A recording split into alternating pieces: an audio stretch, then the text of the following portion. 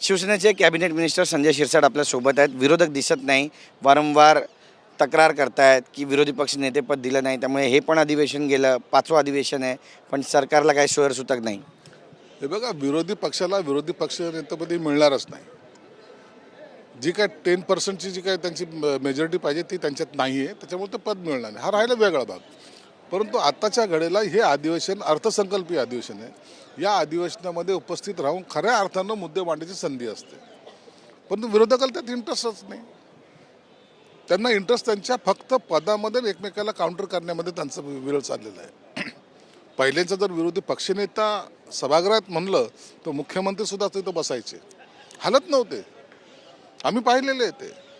परंतु आता कोणीच कुणाचं पायपोस नाही. मग ज्याला वाटेल तो बोलतो, आपलं बोलणं झालं की सभागृहाच्या बाहेर.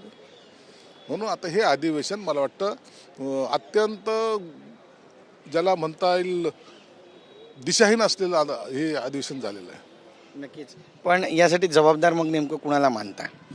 जबाबदार नाही, आम्ही आमची जबाबदारी पार पाडतोय.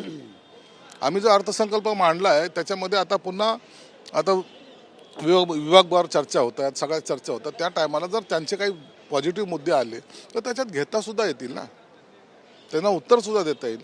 परंतु त्याची मांडण्याची मानसिकता नाही.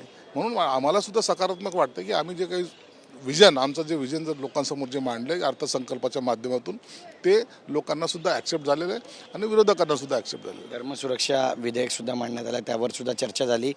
पण विरोधकांनी आपली जी भूमिका मांडली याबाबत नेमकं सत्ताधाऱ्यांना काय वाटतं?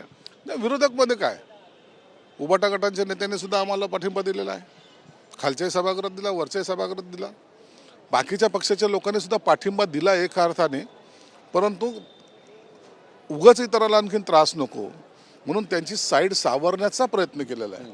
परंतु जर पाहिलं तसं तर एकमताने झालेलं हे विधेयक पास झालेलं आहे, हे म्हणावं लागेल.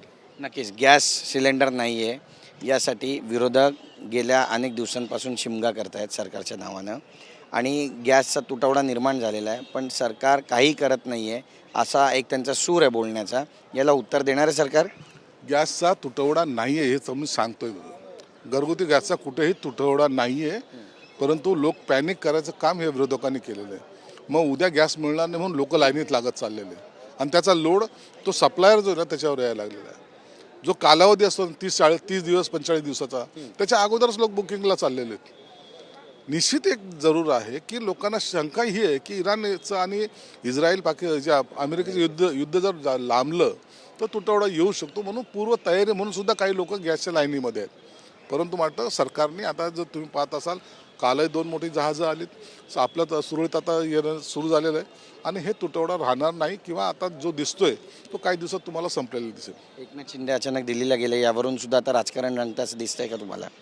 अरे, एकनाथ शिंदे दिल्लीला गेले तरी बातमी होते, एकनाथ शिंदे दरेला गेले तरी बातमी होते, एकनाथ शिंदे आणखीन कुठे गेले तरी बातमी होते, एकनाथ शिंदे कोणाला भेटले नाही तरी बातमी होते. एकनाथ शिंदे साहेबाला स्वतःचं काही अस्तित्व आहे की नाही आहे, स्वतःचं काही मत आहे की नाही आहे, स्वतःला कुठं जर काही कामानिमित्त जायचं असेल तर त्यांनी जाऊ नये का?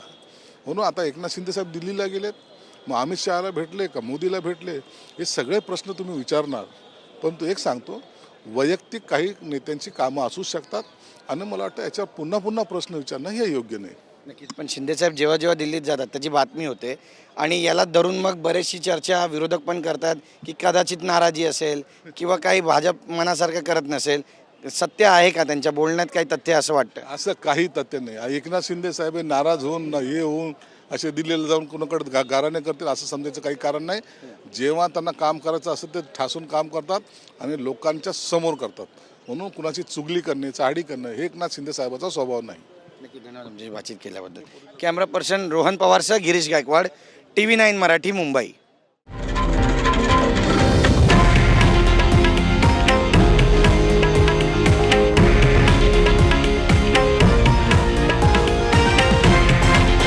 हे आहे देशातील नंबर 1 न्यूज नेटवर्क आणि आपण पाहत आहात TV9 मराठी, एकमेव.